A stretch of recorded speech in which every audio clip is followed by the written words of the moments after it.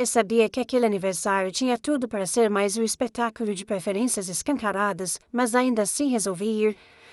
Não porque eu acreditasse que meu pai, aos 70 e poucos anos, teria finalmente aprendido a tratar os netos com igualdade, mas porque meu filho, inocente, queria entregar o presente que escolhemos juntos. E, como mãe, eu não teria coragem de arrancar dele esse desejo simples. A casa estava cheia. Balões azuis e brancos amarrados nas cadeiras, a mesa forrada de comidas que minha mãe provavelmente passou a noite preparando, e meu irmão já estava lá, rindo alto, como sempre. Os filhos dele corriam de um lado para o outro, exibindo carrinhos novos que, mais tarde eu descobriria, tinham sido presenteados pelo próprio aniversariante. Sim, meu pai, aquele que dizia não ter um centavo para nada quando eu precisava. Meu filho segurava o pacotinho com as duas mãos, como se carregasse um tesouro. O embrulho era simples, mas o carinho ali dentro era imensurável. Ele havia insistido em escolher um livro, dizendo que o avô iria gostar de ler antes de dormir. Escolheu, com a pureza de seus 8 anos, um título cheio de histórias leves, porque acreditava que histórias boas trazem sonhos bons. Ele atravessou a sala, desviando dos primos que gritavam feito donos do lugar, e se aproximou do avô. Esticou o presente com as duas mãos e, com um sorriso tímido, disse: "Feliz aniversário, vovô. Eu escolhi esse presente porque achei que o senhor ia gostar." Meu pai nem levantou da cadeira, nem ao menos abriu um sorriso.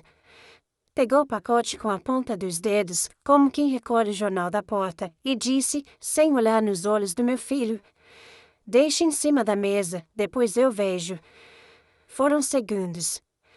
Mas segundos que pareciam intermináveis. O silêncio na sala foi mais ensurdecedor do que qualquer grito. Todos ouviram. Todos viram. E, pior, todos fingiram que não aconteceu. Os filhos do meu irmão, minutos antes, haviam recebido abraços estalados, beijos exagerados e elogios que ecoavam pelos corredores. "Vocês são a alegria do vovô", ele repetia, como se fosse um mantra. Já para meu filho, apenas uma deixa na mesa. Vi os olhinhos dele tremerem, as pálpebras piscando rápido para segurar o choro.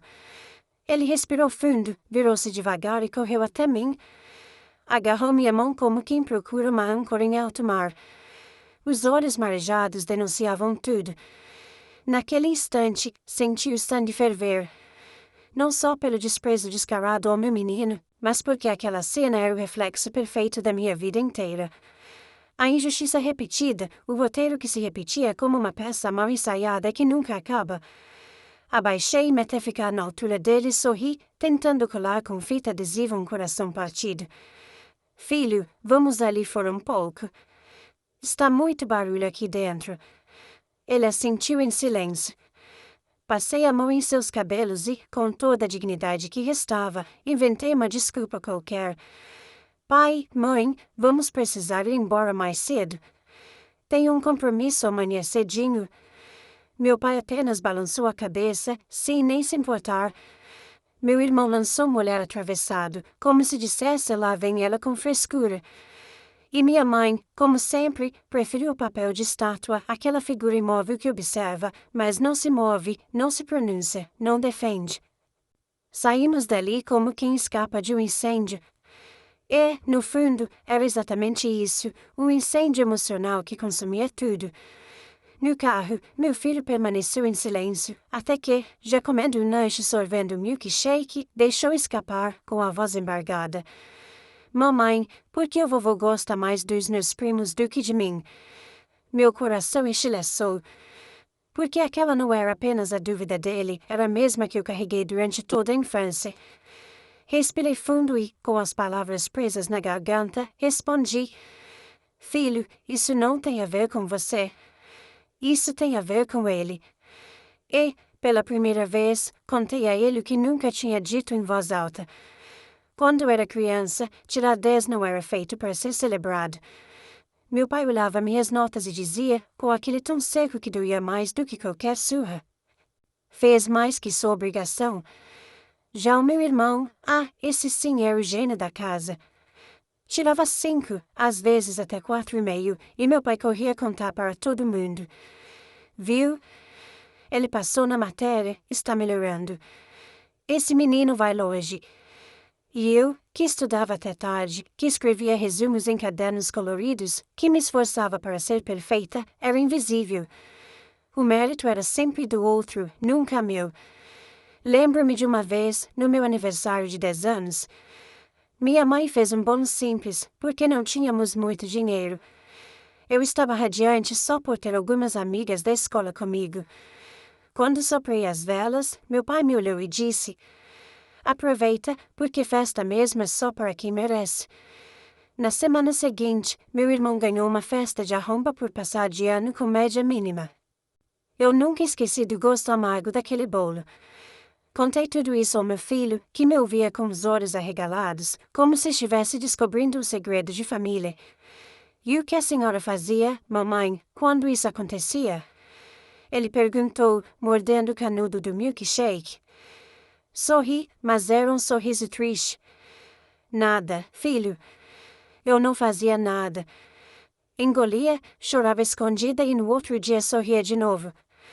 Passei a vida toda achando que o problema era eu." Ele inclinou a cabeça, pensativo, e perguntou com a franqueza que só uma criança tem: "E agora?" Respirei fundo. Era como se o tempo tivesse parado naquele instante.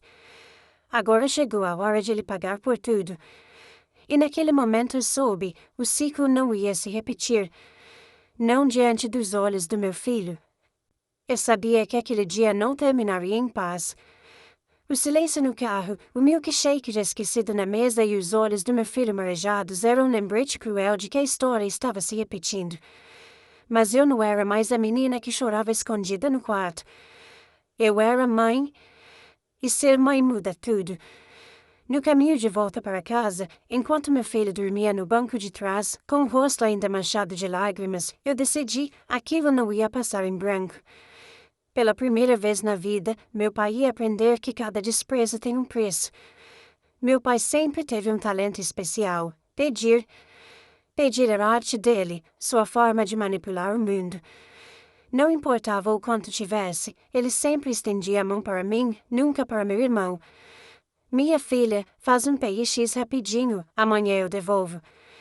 Só passa esse cartão aí, depois eu pago.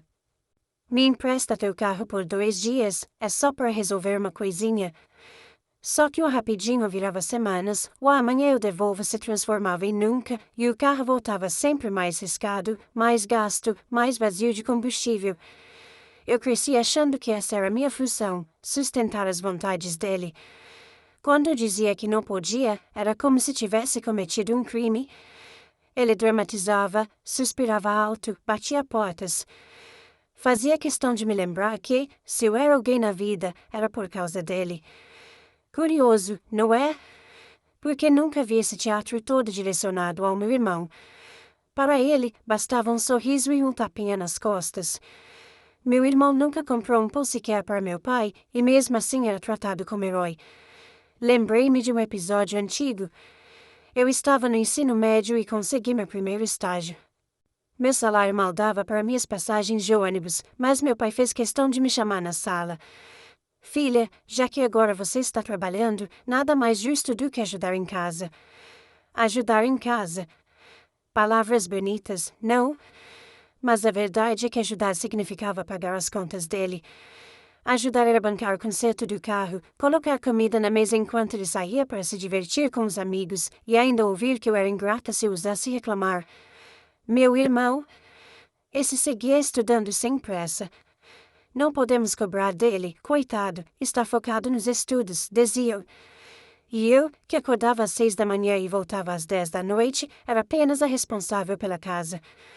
Pois bem, os anos passaram, mas os hábitos não mudaram. Até pouco tempo atrás, ele tinha pedido um cartão adicional do meu banco. Só para emergências, jurou. Emergências, claro, eram jantares, compras no mercado e até o conserto do carro. Emergências eram luxos que ele nunca se deu o trabalho de bancar. Eu cansei de esperar o amanhã eu devolvo. Liguei para a central do banco, respirei fundo e disse as palavras que mudariam o rumo da história. "Quero cancelar o cartão adicional em nome do senhor meu pai." E desconheço todas as compras feitas no último mês. Do outro lado da linha, a atendente confirmou calmamente, mas dentro de mim o coração pulsava como se eu estivesse assinando uma sentença. Ei, de certa forma, era isso mesmo. Quando contei ao meu marido, ele não hesitou. Pegou o celular, discou o número curto e falou poucas palavras, como quem dá uma ordem militar. Eu não ouvi o outro lado da conversa, mas quando ele desligou, sorriu. Um sorriso sereno, quase cúmplice. Está feito. Eu não sabia exatamente o que estava feito, mas logo descobri. Meu celular explodiu em ligações. O nome do meu pai piscava insistentemente na tela, intercalado com números desconhecidos. Oficina mecânica, banco, até o trabalho dele. Todos queriam a mesma coisa, que ele resolvesse suas dívidas. Só que, pela primeira vez, ele não tinha a quem recorrer. O cartão não existia mais. As compras estavam sendo contestadas. O carro, que ele havia deixado na oficina para um conserto caríssimo, não podia ser retirado sem pagamento. E, como cereja do bolo, o patrão dele decidiu que não queria mais manter o funcionário desleixado. Em um só dia, meu pai perdeu o cartão, o carro e o emprego. Se você pensa que senti pena, está enganado. Senti alívio. Senti justiça correndo nas veias. Foi como se cada lágrima que derramei na infância tivesse finalmente encontrado um destino. Pensei em todas as vezes que ele me fez sentir menos. Nas vezes em que menosprezou meus esforços, nas ocasiões em que transformou minhas vitórias em obrigação e meus fracassos em espetáculo. Pensei na cena do meu filho, segurando o presente com as mãos tremendo, ouvindo um deixa em cima da mesa. Não, eu não ia sentir pena. Eu ia sentir prazer. Meu telefone não parava. Até minha mãe ligou, chorosa, pedindo para eu resolver o mal-entendido.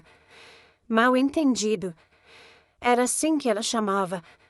O mesmo nome que sempre deu às minhas dores. Filha, ajuda seu pai. Você sabe como ele é. E eu respondi, com a calma de quem finalmente aprendeu a se defender. Sei sim, mãe. Sei exatamente como ele é. E é por isso mesmo que não vou ajudar. O silêncio do outro lado foi ensurdecedor. Meu filho percebeu a movimentação. Criança sente tudo. Ele me olhou curioso, como quem tenta juntar as peças de um quebra-cabeça. Mamãe, o que está acontecendo? Eu abracei e disse, em tom baixo, mas firme. Está acontecendo que, desta vez, o vovô não vai sair impune. Os olhos dele brilharam. Não porque entendesse a complexidade da vingança, mas porque, no fundo, sabia que eu estava protegendo ele de algo maior.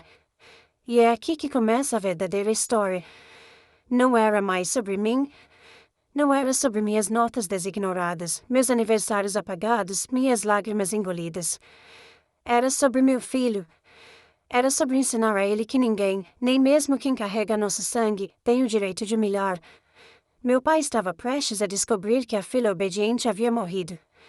E que, em seu lugar, restava apenas a mulher decidida a cobrar cada centavo emocional da dívida que ele acumulou por décadas. E dessa vez, ele ia pagar. Meu pai sempre teve uma habilidade impressionante para se fazer de vítima. Quando percebia que não tinha como negar as próprias falhas, virava o jogo, enchia a voz de drama e apelava para a piedade alheia. Dessa vez não foi diferente. No dia seguinte ao meu gesto cruel de cancelar o cartão, ele apareceu na porta da minha casa. Não avisou, não telefonou, apenas estacionou o carro da oficina, ou melhor, o carro que ele já não conseguia retirar da oficina, em frente ao portão. Bateu palmas alto, como quem chama empregado. Eu demorei a abrir. Fiz questão. Afinal, se ele passou a vida inteira me tratando como serviçal, era hora de sentir o gosto da espera. Quando finalmente abri a porta, encontrei um homem diferente. Não o patriarca orgulhoso, não o rei da família, mas um sujeito suado, com a camisa amassada e os olhos avermelhados de raiva. Você enlouqueceu? Ele gritou antes mesmo de eu dar bom dia. Como teve coragem de cancelar meu cartão? Olhei para ele como quem olha para um vendedor insistente tentando empurrar a enciclopédia na porta de casa. Respirei fundo e respondi, calma. O cartão era meu, pai. E eu apenas tirei das suas mãos o que nunca deveria ter saído delas. Ele riu. Um riso nervoso, quase histérico. Você me arruinou. A oficina não me entrega o carro, o banco está ligando sem parar e até meu patrão ficou sabendo dessa palhaçada. Cruzei os braços e o encarei com firmeza. Não fui eu quem te arruinou, pai. Foi você mesmo. Eu apenas desliguei a torneira. Ele bufou, entrou sem ser convidado e se jogou no sofá. Meu filho, que brincava na sala, parou imediatamente, os olhinhos assustados diante da cena. Eu me sentei ao lado dele, passei a mão em seus cabelos e fiz questão de que presenciasse a conversa. Porque, naquele momento, eu não falava apenas por mim. Meu pai apontou o dedo para mim, como sempre fazia quando queria impor autoridade. Você deve isso a mim? Sorri, mas era um sorriso afiado, quase cortante. Devo as noites em que chorei escondida, os aniversários ignorados, as vezes em que ouvi que meu Deus valia menos que os 5 do meu irmão. Se é essa dívida, pode ter certeza, já paguei com sobra. Ele empalideceu. Não esperava ouvir aquilo. Estava acostumada a me ver baixar a cabeça. Mas não desta vez. Enquanto ele falava, flashes da minha infância me atravessavam. Lembrei de quando eu tinha 13 anos e sonhava em fazer um curso de dança. Pedi a ele o dinheiro da mensalidade. Ele me olhou com desdém e disse: dança não dá futuro. Melhor usar esse dinheiro para pagar as contas de casa. Na semana seguinte, pagou o futebol do meu irmão, com chuteira nova e uniforme completo. Lembrei também da vez em que fiquei doente, uma gripe forte que me deixou de cama. Pedi para ele me levar ao médico. Ele respondeu: isso é frescura. Se fosse teu irmão, eu até levava. Mas você aguenta. Sim, eu aguentei. Aguentei tudo. E agora, finalmente, era ele quem não aguentava. Você não pode fazer isso comigo, filha. Eu sou seu pai. Ele disse, tentando usar a carta do sangue. Olhei fundo nos olhos dele e respondi: pai é quem cuida, não quem humilha. Pai é quem abraça o neto quando recebe um presente, não quem manda largar na mesa. Ele ficou em silêncio por alguns segundos. Silêncio que valia mais do que qualquer palavra. Meu filho, ao meu lado, apertou minha mão. E naquele gesto simples, senti a força de continuar. Foi então que ele começou a gritar: você vai se arrepender. Eu vou falar para toda a família que você me destruiu, que você é ingrata, que sempre cuspiu no prato em que comeu. Ah, o prato. Esse prato que eu mesma lavei tantas vezes, que eu mesma enchi quando ninguém mais se importava. Esse prato que nunca me foi oferecido de graça. Sorri de novo. Pode falar, pai. Pode inventar o que quiser. Só não esqueça de contar também como sempre tratou sua filha como invisível. Ele levantou furioso e bateu a porta ao sair. O barulho ecoou pela casa, mas dentro de mim não havia medo. Havia apenas uma certeza: o império de manipulação dele estava começando a ruir. Naquela noite, recebi mensagens da família inteira. Tios, primos, até vizinhos que mal falavam comigo. Todos com o mesmo discurso ensaiado. Ele é seu pai, você tem que perdoar. Não existe esse pai, mas existe filha ingrata. Ele sempre fez tudo por vocês. Ri sozinha. Era como assistir a uma peça de teatro que eu conhecia de cor. Todos comprando o papel do mártir, sem nunca terem visto os bastidores. Respondi a todos da mesma forma, com silêncio. O silêncio é o grito mais alto quando a plateia espera aplausos. Meu marido me abraçou e disse, firme: você fez o certo. E eu acreditei. Pela primeira vez, não havia dúvida em mim. Meu filho dormiu tranquilo naquela noite. E eu também, porque sabia que o primeiro passo estava dado. Mas, no fundo, eu também sabia que meu pai não desistiria fácil. Ele sempre precisou de plateia. E agora que eu tinha fechado as cortinas, ele faria de tudo para reabrir o espetáculo. Só que, desta vez, a protagonista da peça era eu. E eu já tinha decidido o final. Eu sabia que meu pai não ficaria quieto. Ele nunca soube lidar com o próprio fracasso sem tentar jogar a lama em cima de alguém. E, dessa vez, eu era o alvo perfeito, a filha que se recusou a ser a muleta eterna, a ingrata que não aceitou carregar mais um fardo. 2 dias depois da explosão na minha porta, recebi a visita surpresa do meu irmão. Ele chegou sem bater, como se a casa fosse dele. Abriu a porta, arrastou a cadeira da cozinha e se sentou com aquele ar de vamos resolver isso como adultos, embora nunca tivesse amadurecido de fato. Você está maluca? Foi a primeira frase. Papai está desesperado. Ele perdeu o emprego, está cheio de contas, e tudo por sua causa. Cruzei os braços e o encarei como quem observa um ator ensaiando mal um roteiro que já conhece. Curioso. Ele perdeu o emprego por minha causa. Foi eu quem não aparecia no serviço. Fui eu quem passou o cartão sem ter limite. Eu não lembrava de estar no corpo dele esses últimos meses. Meu irmão revirou os olhos, teatral. Você sempre foi fria. Sempre guardou rancor de coisas pequenas. Pequenas. Essa palavra ecoou dentro de mim como um tapa. Pequenas eram as humilhações que ele nunca sofreu, mas que eu carregava como cicatrizes invisíveis. Pequenas? Repeti, inclinando a cabeça. Então você acha pequeno ver seu filho ser tratado como invisível na frente de toda a família? Acha pequeno passar a infância inteira ouvindo que o seu 5 era uma vitória e o meu 10 era obrigação? Ele ficou mudo por um instante, mas logo recuperou o fôlego. Papai pode ter errado, mas ele é nosso pai. E você devia respeitar isso. Sorri. Um sorriso ácido, que doía mais que qualquer palavra. Respeito não se cobra. Respeito se conquista. E ele nunca se preocupou em conquistar o meu. No mesmo dia, minha mãe ligou. E, como sempre, não ligou para ouvir, ligou para repetir o discurso dele, como uma secretária que decora frases prontas. Filha, seu pai está acabado. Você precisa ajudá-lo. Ele não está dormindo, não está comendo. Segurei o telefone e respirei fundo. Mãe, ele está colhendo o que plantou. Eu passei anos sem dormir, anos engolindo o choro. Ninguém se preocupou em saber se eu estava bem. Ela tentou a velha carta da chantagem emocional. Você não pode fazer isso. Ele é sangue do seu sangue. E eu respondi, seca. Sangue não lava humilhação. Do outro lado da linha, silêncio. Silêncio que não me surpreendia mais. Nos dias seguintes, o clima ficou pesado. Minhas tias começaram a mandar mensagens cheias de veneno. Não acredito que você virou as costas para seu pai. Você é mãe, deveria entender como dói ver um filho negar ajuda.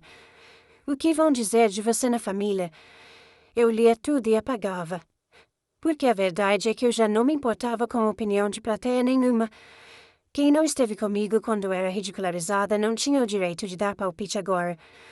Mas, como sempre, meu pai não parou por aí. Ele armou a grande cena. Marcou uma moça de família, daqueles em que a mesa fica cheia de pratos e a sala cheia de olhares julgadores. Meu irmão me ligou dizendo que eu deveria ir para resolver as coisas de vez. Resolvi ir. Não porque acreditasse em reconciliação, mas porque estava pronta para mostrar, diante de todos, que não era mais a filha calada de antes. O cenário estava armado. Meu pai no centro da mesa, a testa franzida como se carregasse o peso do mundo. Minha mãe ao lado, olhos marejados. Meu irmão, sempre com aquele ar de juiz da moralidade, e alguns tios e primos convocados para serem plateia. Assim que me sentei, meu pai começou o espetáculo. Pessoal, chamei vocês aqui porque minha filha decidiu me abandonar na pior fase da minha vida. Todos suspiraram, cúmplices. Era como assistir a um ator declamando a tragédia da própria vida. Ele continuou. Depois de tudo que fiz por ela, de toda a vida que dei, ela me vira as costas, me tira o sustento e ainda tem coragem de dizer que não me deve nada. Os olhares se voltaram para mim, esperando a vilã se explicar. Respirei fundo, sorri e comecei. É engraçado ouvir o senhor dizer que deu a vida para mim, porque, pelo que me lembro, quem deu a vida fui eu mesma, dia após dia, engolindo humilhação. O senhor fala de abandono, mas quem me abandonou na infância foi o senhor, toda vez que escolhia celebrar o fracasso do meu irmão e ignorar minhas vitórias. Meu irmão interrompeu, exaltado. Você não pode jogar o passado na cara dele para justificar o que está fazendo agora. Virei para ele e respondi, afiada. E você não pode exigir que eu finja que o passado não existiu só porque não doeu em você? O silêncio caiu pesado sobre a mesa. Alguns primos se remexiam na cadeira, constrangidos. Meu pai batia a mão na mesa, vermelho de raiva. Eu sou seu pai. Você devia me obedecer. Inclinei-me para frente, olhei direto nos olhos dele e disse, cortante: obediência cega é coisa de escravo. Eu sou filha, não escrava. A sala ficou em choque. Alguém gasgou com refrigerante, outro disfarçou o riso nervoso. Meu pai tremia. Pela primeira vez, não tinha controle da narrativa. Levantei-me devagar, coloquei o guardanapo sobre a mesa e concluí: eu não vim aqui para pedir desculpas, nem para voltar a ser a muleta da sua vida. Eu vim para deixar claro que o ciclo acabou. E, se isso dói no Senhor, acostume-se. Porque eu me acostumei a vida inteira com a dor que o Senhor me deu. Peguei meu filho pela mão e saí. Atrás de mim, a sala mergulhou no caos. Gritos, acusações, choros. Mas, dentro de mim, reinava um silêncio sereno. O silêncio de quem, pela primeira vez, não estava em dívida com ninguém. Naquela noite, recebi mais mensagens raivosas da família. Diziam que eu tinha destruído o almoço, que envergonhei meu pai em público, que não tinha coração. Sorri sozinha. Porque, no fundo, eu sabia, o verdadeiro coração sempre esteve em mim, não nele. E foi aí que entendi, a vingança não estava só em cortar os recursos financeiros. Estava em mostrar, diante de todos, que eu já não me calava. Meu pai estava nu diante da própria plateia. E nada assusta mais um ator do que o público enxergar além da máscara. Quando aceitei o convite para a tal festa de despedida do meu pai na empresa, eu sabia que não se tratava de um gesto inocente. Ele não queria apenas se despedir dos colegas. Ele queria encenar mais uma vez a sua tragédia particular, cercado de plateia para aplaudi-lo como macho injustiçado. Era o último palco dele. E, ironicamente, eu seria convidada de honra não para homenageá-lo, mas para desmontar o espetáculo diante de todos. A sala de eventos estava decorada com simplicidade. Mesas redondas, flores artificiais, alguns cartazes com frases motivacionais que soavam vazias.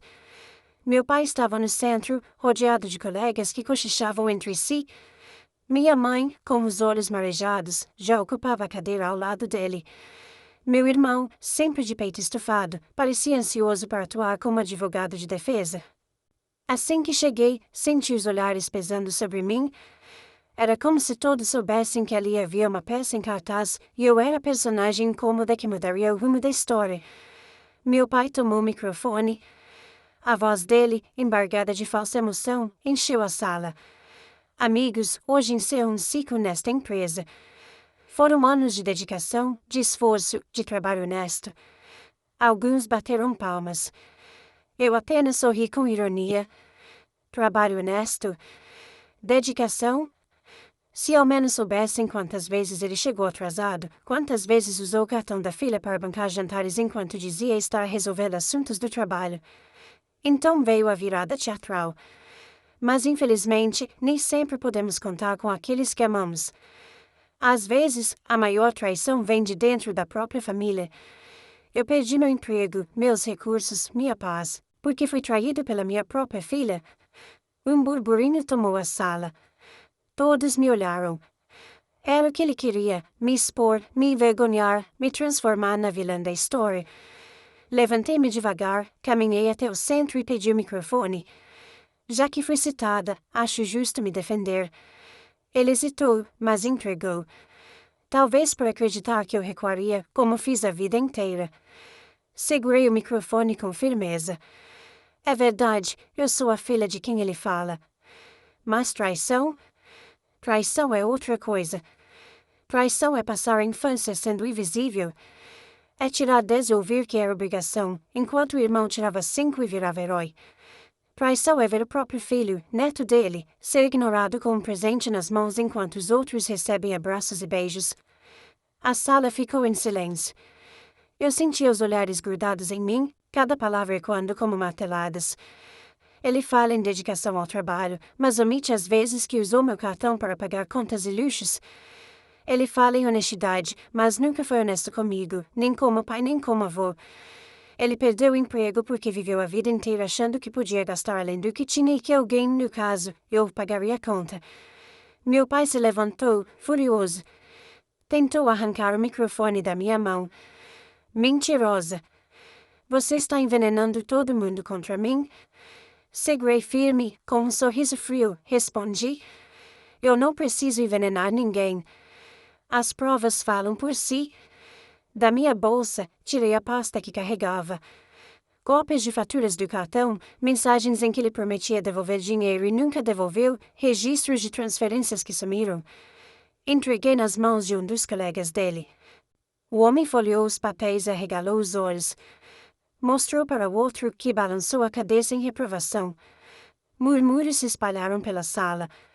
Meu pai começou a suar. O rosto, antes vermelho de raiva, agora se tornava pálido de vergonha.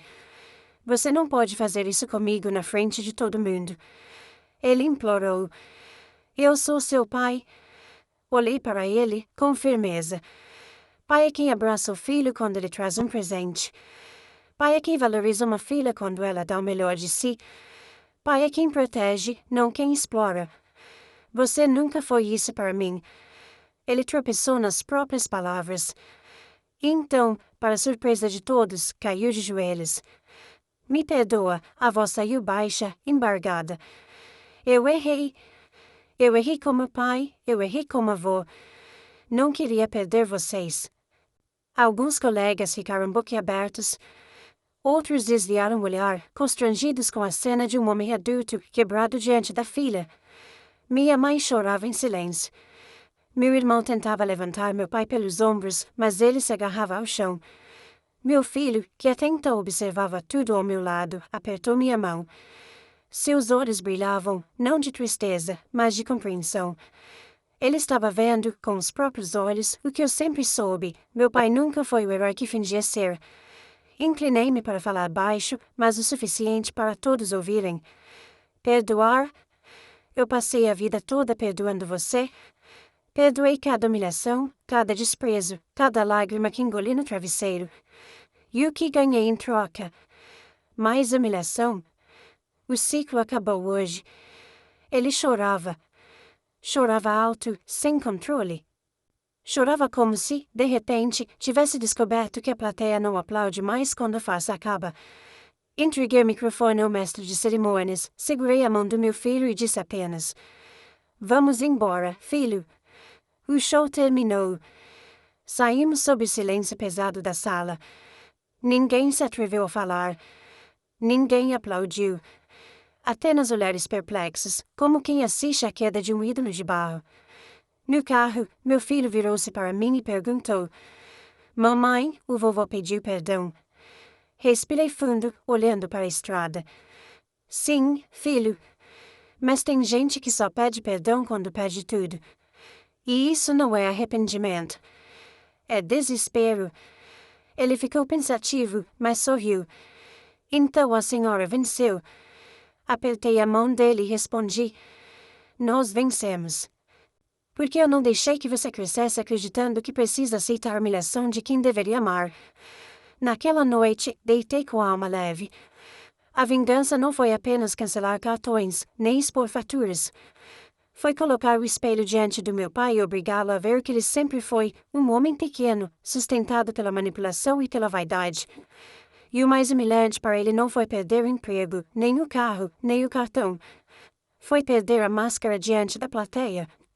Foi se ajoelhar implorando perdão e perceber que já era tarde demais. A vida inteira ele pediu. Pediu dinheiro, pediu favores, pediu paciência. E, dessa vez, pediu perdão. Mas, pela primeira vez, eu não dei.